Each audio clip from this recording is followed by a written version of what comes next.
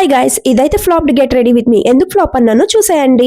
ముందుగా అయితే నాకు ట్రెడిషనల్ షూట్ ఉందన్నాను కదా, సో దానికోసం ఒక మెస్సీ కర్లీ హెయిర్ స్టైల్ అనేది ట్రై చేస్తున్నాను. యాక్చువల్లీ నాది న్యాచురల్ కర్ల్సే, బట్ ముందు రోజు స్పా చేయించాను, అందుకే ఈ కష్టాలు పడుతున్నాను కర్ల్స్ కోసం. మొత్తానికైతే ఇలా వచ్చింది. సో మేకప్ స్టార్ట్ చేసే ముందు స్కిన్ కేర్ అనేది మస్ట్గా చేసుకోవాలి. Toner, moisturiser and sunscreen అయితే అప్లై చేసుకున్నాను.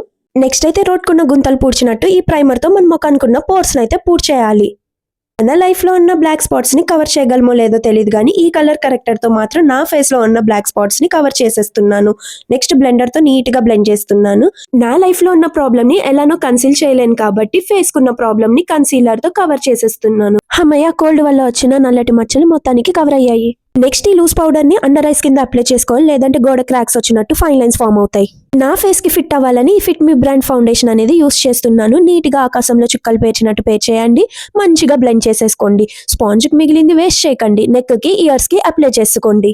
కెనడా వెళ్ళలేనన్న ఫ్రస్ట్రేషన్ లో ఈ ఫేసెస్ కెనడా యొక్క కాంపాక్ట్ పౌడర్ ని ముఖమంతా పామేస్తున్నాను. ఫైనల్ గా లూజ్ పౌడర్ తో ప్యాచ్ వర్క్ చేసేసుకున్నాను. నెక్స్ట్ ఘట్టంలోకి అడుగు పెట్టేద్దాం. ఇంకా ఐ మేకప్ స్టార్ట్ చేసేద్దాం. ఐస్ డార్క్ గా కనిపించాలి, ఎందుకంటే ఫోటోషూట్ కాబట్టి. సో డార్కర్ షేడ్ అప్లై చేసుకున్నాను. నెక్స్ట్ ఐ లైనర్ తో నీట్ గా లైనింగ్ అనేది చేసేసాను. మస్కారాని లాషెస్ కి థిక్ గా అప్లై చేసేసుకున్నాను. ఒక చిక్కటి చిరునవ్వు నవ్వినప్పుడు బుగ్గలు ఎర్రగా ఉండాలని బ్లష్ కూడా అప్లై చేసేసాను. డ్రై అయిపోయిన లిప్స్ కోసం ఒక లిప్ బామ్, అదే చేత్తో మంచిగా కనిపించాలని ఒక లిప్స్టిక్ అయితే అప్లై చేసుకున్నాను. నా కర్ల్స్ యొక్క కళాఖండాన్ని చూసారా? ఇందుకే అన్నాను flopped get ready with me. Time అయిపోయిందని నేను స్టార్ట్ అయిపోయా. దీని అవుట్పుట్ నెక్స్ట్ వీడియోలో చూపిస్తా. Bye bye.